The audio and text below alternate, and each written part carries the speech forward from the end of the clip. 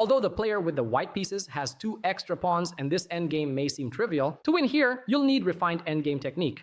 So take this position as a test and see if you would be able to win on your own. First, of course, we need to defend our pawn, so moving the king to c6 is the only logical move in this position.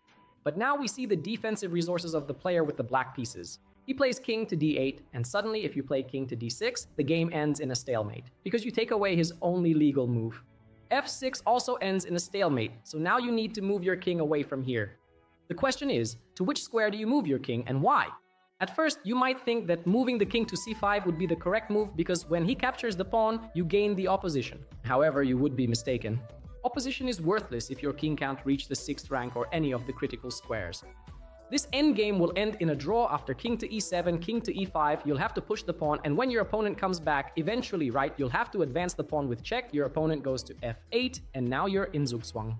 Either you let the pawn fall, or you defend the pawn and the game ends in stalemate. The real trick to winning this endgame here is to bring the king back to d5, because after king takes d7, taking the opposition, you actually have a way to occupy the 6th rank. Pawn to f6, you pass the move and force your opponent to leave the 6th rank open for you. Here, the only thing you need to be careful about is advancing while maintaining the opposition. And now, since your king is on the 6th rank, even if he occupies the promotion square, you can advance your pawn and he will be forced to move away. And now, after the king moves to e7, you will promote the pawn and win this game. Subscribe to the channel for more beautiful endgame studies like this one.